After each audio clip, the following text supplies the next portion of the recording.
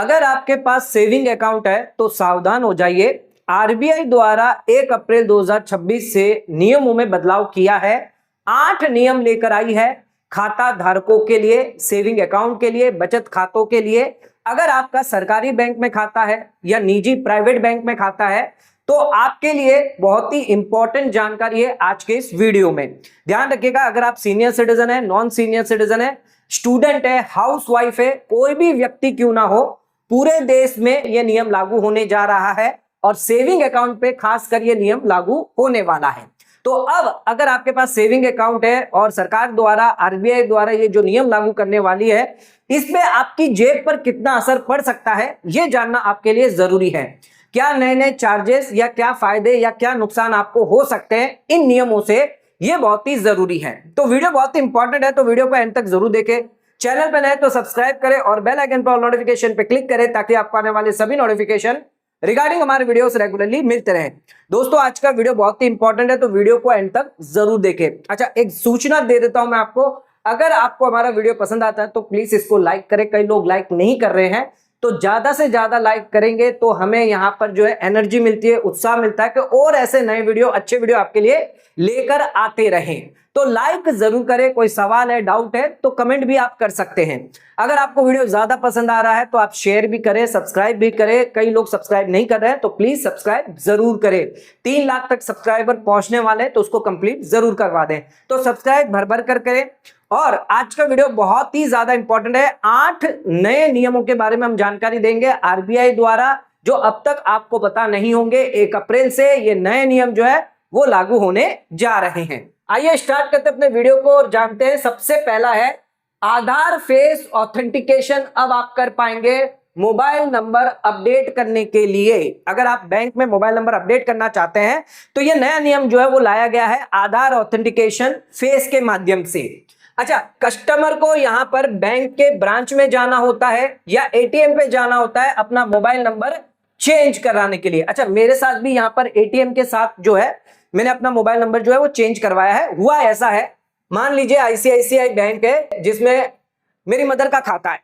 अब मैंने मेरी मदर के खाते में, यानी जो एटीएम था वहां पर जाकर जो मोबाइल नंबर था उनके खाते में वो मैंने चेंज कर दिया, मोबाइल नंबर चेंज कर दिया। अब मोबाइल नंबर चेंज करने के बाद अब मैं कोई भी ट्रांजैक्शन यहां पे कर सकता हूं, क्योंकि यहां पर खाता किसी और का है और मोबाइल नंबर मेरा है, तो इसकी वजह से यहां पर फ्रॉड हो सकता है। तो यहां पर आईसीआईसी बैंक ने जो है इसको देखा है और यहां पर आईसीआईसी बैंक ने उस चीज को देखा कि कई लोग यहां पर इसमें फ्रॉड कर सकते हैं, जिसकी वजह से यहां पर एटीएम में से अब जो है मोबाइल नंबर अपडेट हटा दिया है।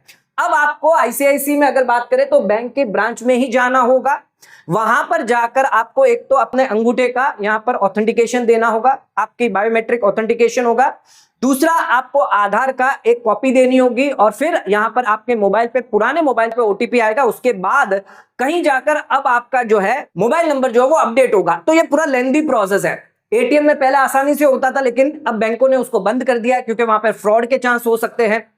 ठीक है, बैंक ब्रांच में जाएंगे तो आपका समय लगेगा, क्योंकि जाने पर तुरंत ही तो आपका यहां पर काम नहीं होगा। आपको जाना पड़ेगा, वेट करना पड़ेगा, आपका जब नंबर आएगा उसके बाद आपका अपडेट होता है, तो वहां पर लंबा प्रोसेस होता है। तो अब बैंकों ने क्या करना चालू कर दिया है, अब यहां पर जो है बैंक ब्रांच या फिर एटीएम अब आपको जाने की जरूरत नहीं है।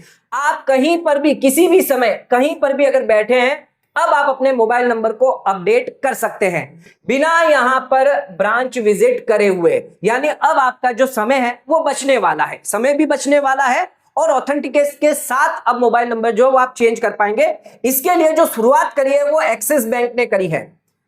तो एक्सिस बैंक ने क्या किया है, एक्सिस बैंक ने जो है अब मोबाइल नंबर अपडेट करने के लिए अपना एक्सिस मोबाइल बैंकिंग ऐप के अंदर ये फैसिलिटी जारी कर दी है, जिसके अंदर क्या होगा, आप नया मोबाइल नंबर जैसे ही डालेंगे वो यहां पर सीधा आपको कनेक्ट कर देगा एक दूसरे ऐप से, आधार फेस आरडी से। यानी कि ये उदय का ही ऐप है जिसमें आपका जो फेस है उसकी यहां पर जो है फ्रंट कैमरे से लाइव सेल्फी ली जाएगी, आपके फेस की लाइव सेल्फी आएगी।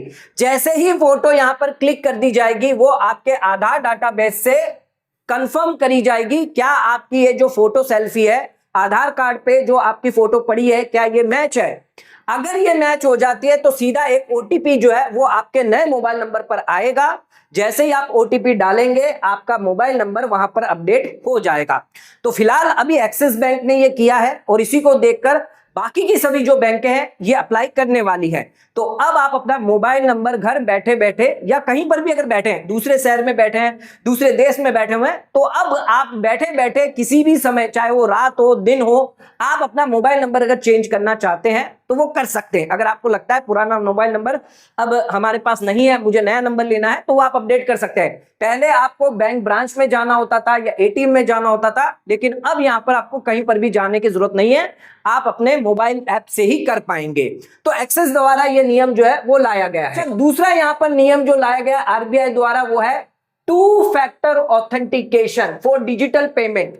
अच्छा, डिजिटल पेमेंट के फ्रॉड बहुत हो रहे हैं कि यहां पर अगर आप यूपीआई से ट्रांजैक्शन कर रहे हैं, जैसे ओटीपी डाल रहे हैं, ओटीपी या कोई और तरीके से आपसे फ्रॉड हो जाता है, आपका पैसा जो है वो चला जाता है। तो यहां पर अब आरबीआई जो है डिजिटल पेमेंट को लेकर बहुत स्ट्रिक्ट हो चुकी है, फ्रॉड को लेकर स्ट्रिक्ट हो चुके हैं। अब यहां पर जो भी यूजर है जो पेमेंट कर रहा है उसे 2 वेरिफिकेशन करने होंगे, यानी 2 फैक्टर ऑथेंटिफिकेशन करना मैंडेटरी होगा। तो यहां पर 2 फैक्टर ऑथेंटिफिकेशन करना मैंडेटरी होगा सभी डिजिटल पेमेंट्स के लिए, चाहे आप ऑनलाइन से कर रहे हैं, मोबाइल पेमेंट से कर रहे हैं, UPI card, wallet, net banking के थ्रू कर रहे हैं। तो आपको पहले ओटीपी के थ्रू तो होता ही था कि जैसे ही आप पेमेंट करते हैं यूपीआई से, आपसे ओटीपी जो है वो मांगा जाता था। आप नेट बैंकिंग से करते हैं तो ओटीपी आता है, लेकिन यहां पर अब सिर्फ ओटीपी नहीं चलेगा, यहां पर अब आपसे दूसरा वेरिफिकेशन मेथड भी ऐड किया जाएगा, यानी कि अब आप यहां पर ओटीपी के साथ पिन भी देना होगा, या हो सकता है आपको कोई पासवर्ड भी डालना पड़ सकता है, या आपका बायोमेट्रिक फेस रिकॉग्नाइजेशन हो सकता है, या थंब रूल जो है फेस लिया जा सकता है। तो ध्यान रखिएगा, ओटीपी के साथ अब एक और वेरिफिकेशन होगा, पिन हो सकता है, पासवर्ड हो सकता है, फिंगरप्रिंट हो सकती है, फेस आईडी हो सकती है, पिन के माध्यम से हो सकता है, या फिर ऐप का अप्रूवल लेना पड़ सकता है, डिवाइस वेरिफिकेशन लेना पड़ सकता है। फ्रॉड और स्कैम को अगर बचाना है, प्रोटेक्ट करना है, तो 2 फैक्टर ऑथेंटिफिकेशन जो है वो लागू किया जाएगा।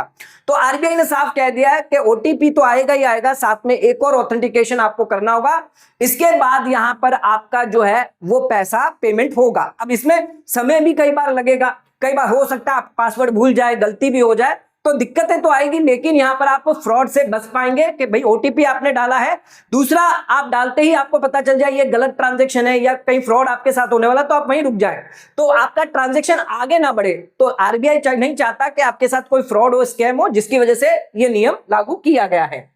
अच्छा, पैन कार्ड एप्लीकेशन को लेकर बहुत ही बड़ा बदलाव किया गया है 1 अप्रैल 2026 को। अगर अब आप पैन कार्ड एप्लीकेशन करते हैं तो ये नए नियम जो जारी किए गए हैं ये आपको जानना जरूरी है, अदरवाइज आपकी एप्लीकेशन रिजेक्ट भी कर दी जा सकती है। आइए जानते हैं। अच्छा, पैन कार्ड के लिए पुराना जो फॉर्म था 49A, जिसके लिए रूल हुआ करता था 114, जिसको बदलकर अब इन्होंने कर दिया फॉर्म 93 और रूल हो गया आपका लिए 158। अच्छा, यहां पर 49A जो है वो इंडिविजुअल भी भर सकते थे, कंपनी, फर्म, ट्रस्ट भी भर सकते थे, लेकिन अब जो नया फॉर्म होगा पैन कार्ड का, जिसमें सिर्फ इंडिविजुअल जो इंडियन सिटीजन है वही भर पाएंगे। जो कंपनी है, फर्म है, ट्रस्ट है, उन लोगों के लिए अलग से फॉर्म 94 कर दिया गया है। अच्छा, नाम के स्ट्रक्चर में भी चेंज किया गया है। जो भी आपके पास आइडेंटिटी कार्ड होता था, मान लीजिए ड्राइविंग लाइसेंस है, उस पर जो नाम हुआ करता था वो नाम आप डालते थे सिंगल नेम, और उसके हिसाब से ही आपका जो पैन कार्ड है वो प्रिंट होता था। लेकिन अब नियमों में बदलाव है, आपका जो नाम है वो अब आधार कार्ड के बेसिस पर होगा। जो भी आधार कार्ड पे नाम दिया होगा वही नाम अब आपके पैन कार्ड पर भी होगा।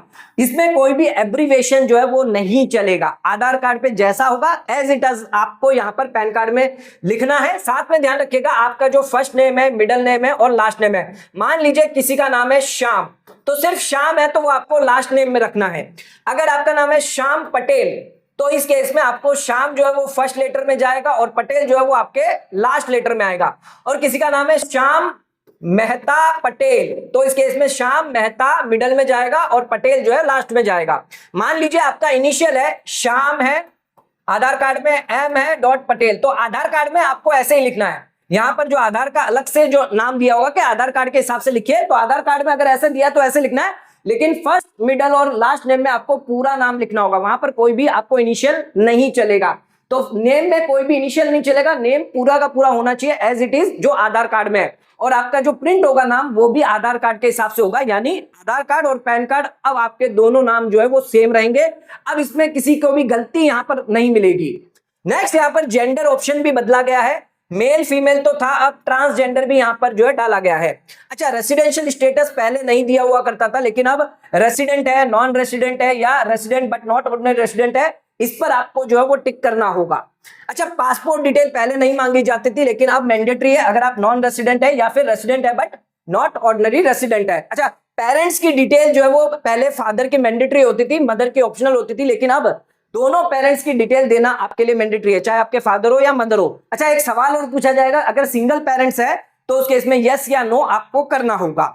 नेक्स्ट इसमें कॉन्टेक्ट डिटेल की बात करें तो मोबाइल नंबर, ईमेल आईडी कोई भी एक अगर आप डालते थे तो चलता था, लेकिन अब दोनों डालना आपके लिए मैंडेटरी होगा। तो ये कुछ बदलाव जो है वो इस बार किए गए हैं। 1 अप्रैल से नया फॉर्म, नए नियम अब आप पे लागू कर दिए जाएंगे।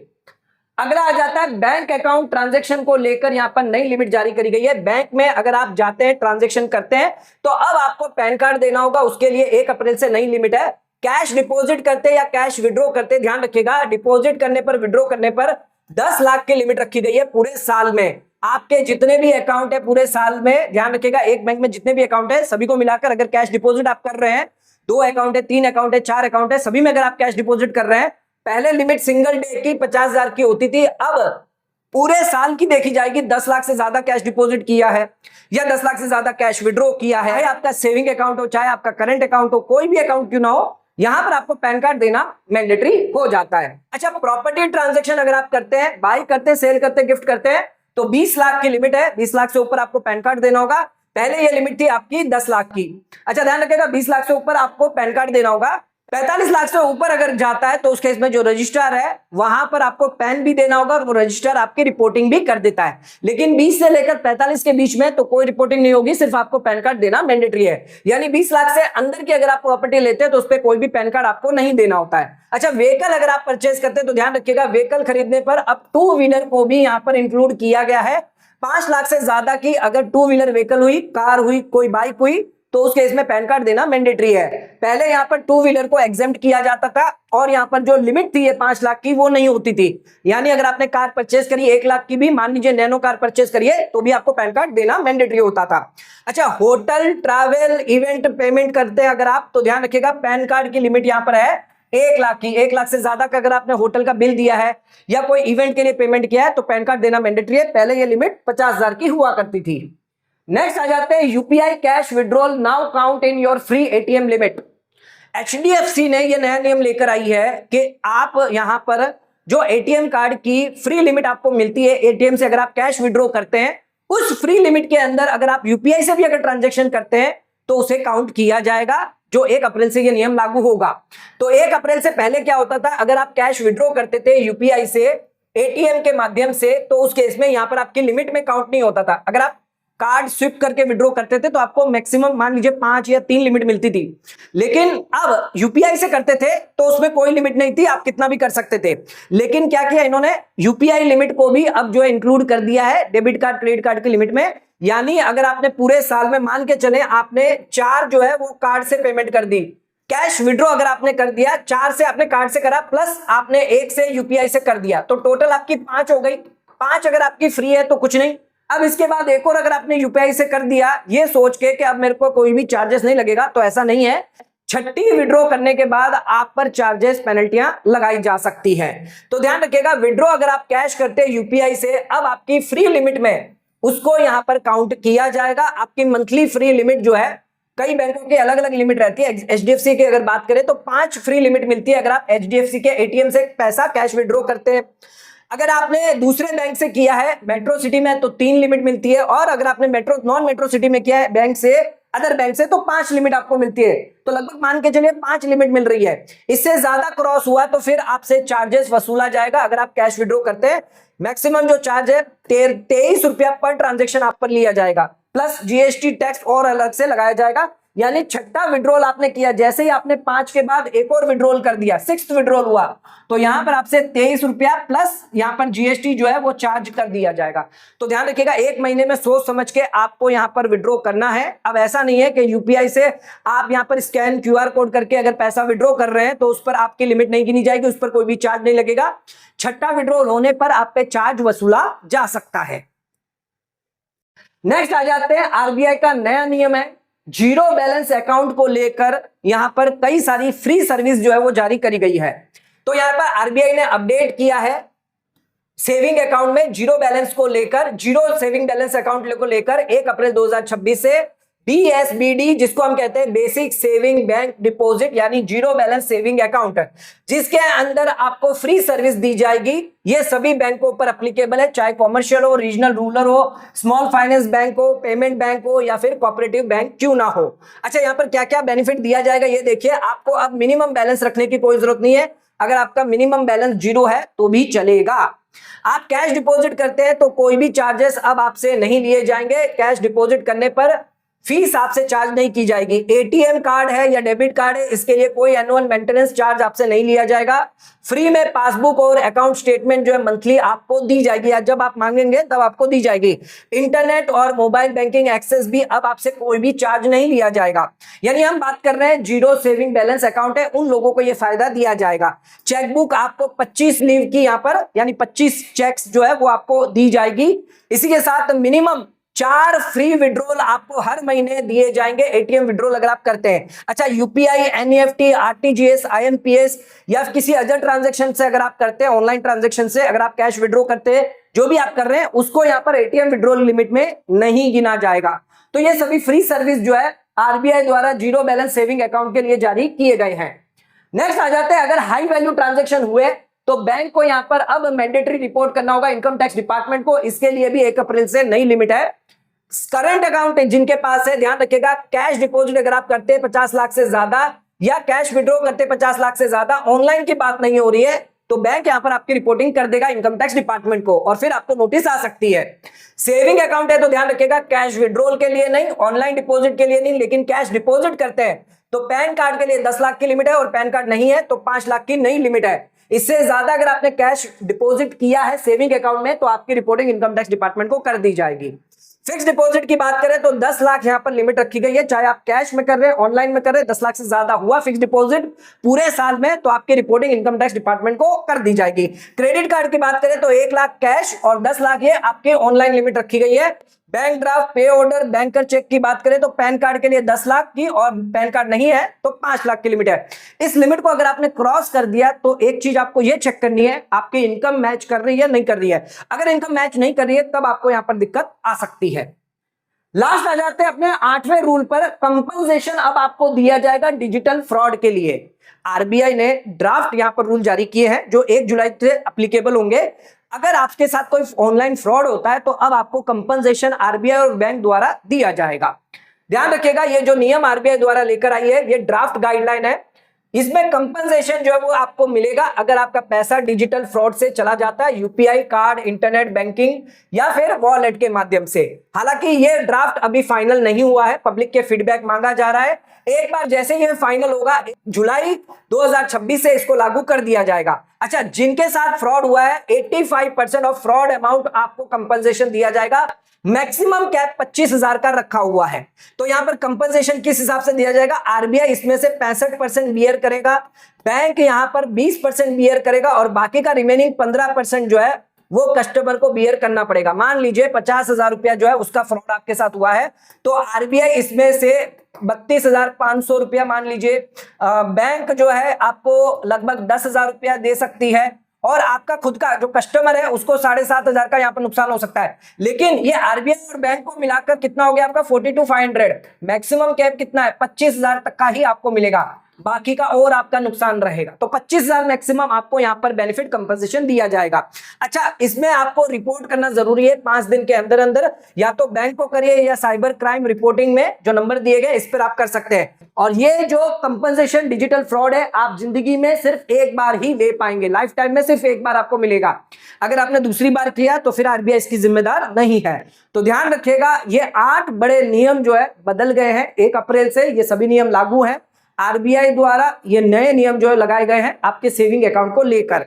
तो दोस्तों, आज का वीडियो अगर आपको पसंद आया तो वीडियो को लाइक शेयर सब्सक्राइब करना ना भूलें। वीडियो को ज्यादा से ज्यादा शेयर करें ताकि और लोगों तक इसकी नॉलेज पहुंच सके। आज का वीडियो समाप्त करते हैं, धन्यवाद।